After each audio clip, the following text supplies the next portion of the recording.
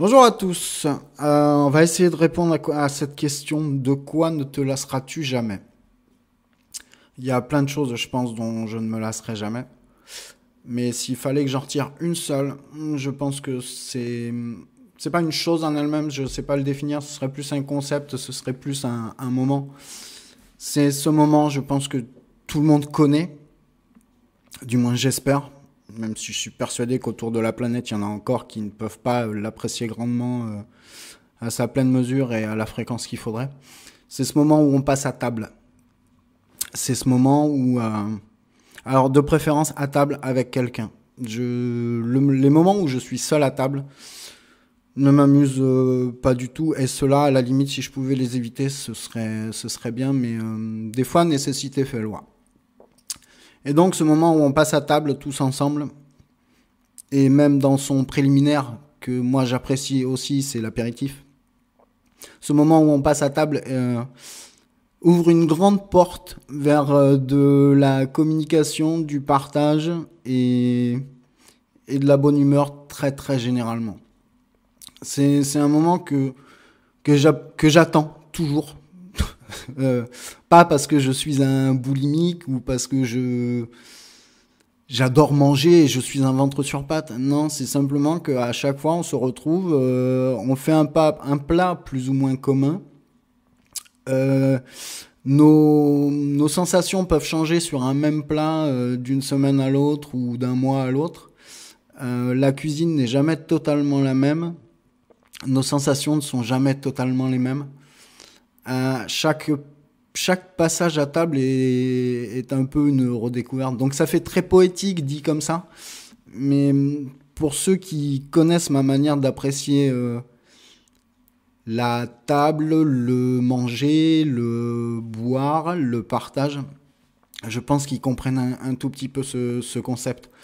Il ne se passe que des bonnes choses autour d'une table, généralement, sauf quand on a un vieux tonton fasciste en bout. Hein, on a tous plus ou moins une petite personne qui peut éventuellement venir plomber nos moments de partage et de bonne humeur. Mais enfin voilà, après celui-là, on lui file un quignon de pain et puis on le fout en bout de table et on s'en occupe plus. On reste entre gens qui ont envie de passer un bon moment. Et ça à tous les types de repas, que ce soit au petit-déj, qui est sûrement le plus difficile pour la grande majorité d'entre nous, puisque c'est là où on a quand même un petit peu la tête dans le sac, faut le dire. Mais franchement, se taper une bonne tartine beurrée avec un peu de confiture, avec un café, avec un thé, avec du Nutella pour certains, je veux dire, il y a tellement de possibilités de passer un bon moment. Il faut juste avoir décidé, je pense aussi, de profiter de ce moment-là. C'est à peu près les seuls moments qu'on a pour nous dans une journée où après il faut aller bosser, où après il faut supporter dans la grande majorité d'entre nous, pour la grande majorité d'entre nous, des métiers qui ne sont pas forcément nos idéaux de vie. C'est des rares moments de plaisir qu'on peut avoir pour soi et qu'on peut partager et dont on peut profiter. Voilà. C'est le midi, c'est pareil, bien que plus compliqué dans nos vies actives. Mais je pense que de se préparer ou d'essayer de trouver quelque chose d'agréable à se mettre sous la dent le midi fait faire une bonne pause à notre cerveau, nous nourrit à peu près autant physiquement que moralement. Je ne conçois pas de partir au boulot avec des plats surgelés ou des trucs à réchauffer, mais c'est ma conception de la chose, hein. Je peux pas l'imposer, mais on me demande mon avis, donc je le donne. Tous les soirs, quand je rentre du boulot en semaine, et quand je rentre, et c'est la première chose que je fais, je prends le temps de me préparer ma gamelle du lendemain. Parce que c'est aussi un palier de décompression après une journée de travail que de préparer ça, de préparer le moment du lendemain. Et je peux te dire ou je peux vous dire, je sais pas si on peut tutoyer chez toi, mais bon, voilà, c'est fait, tant pis. Et je peux te dire que le lendemain, quand j'embauche, et qu'à 10 heures, je commence à avoir un petit graillou dans le bide, je sais très bien qu'il me suffit juste de patienter parce que je vais avoir quelque chose qui me fait plaisir, parce que je l'ai préparé, parce que je sais ce que j'ai fait à manger à midi. Voilà. Et le soir, mais alors le soir, c'est royal. Le soir, c'est royal, t'es crevé, t'es mort, t'as peut-être eu une journée pourrie ou t'as peut-être eu une super journée. Mais dans les deux cas, passer à table, ça va être super. Je t'explique pourquoi, dans mon livre à moi. T'as passé une journée pourrie? Bon, ben c'est pas grave. Allez, dis-toi qu'au pire, tu vas te prendre l'apéro. Et après, tu vas pouvoir profiter. Même un jambon coquillette. Imagine si c'est bien préparé, si c'est fait avec amour. Et moi, je sais que quand je rentre le soir, généralement, si c'est pas moi qui fais la cuisine, c'est toujours fait avec amour de toute façon. J'ai cette chance-là. Tu vas pouvoir manger correctement, chaud, avec quelqu'un que tu aimes et dont tu partages la vie.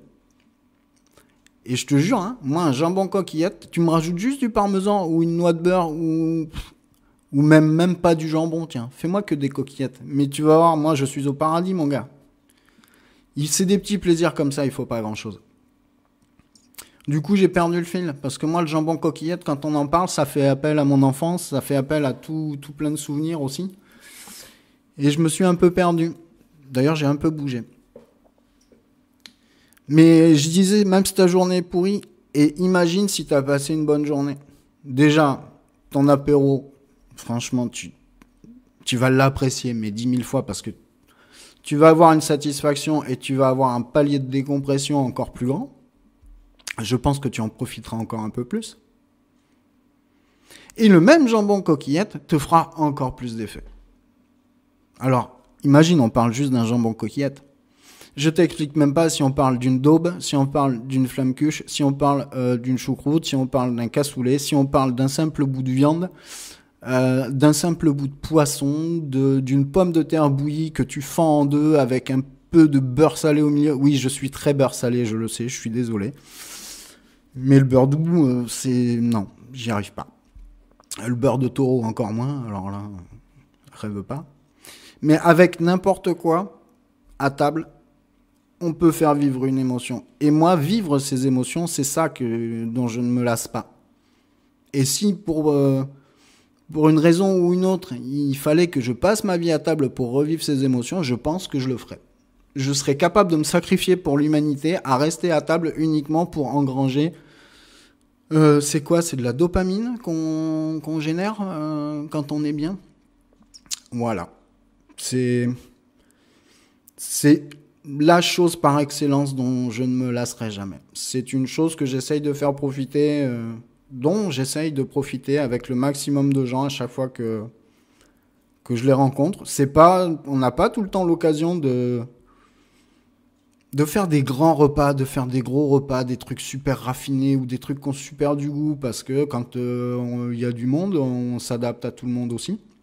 La seule personne que je connaisse qui soit capable de s'adapter à 150 personnes d'un coup pendant 3 jours, c'est un acolyte et son équipe de l'équipe de Podren, de la team cuisine.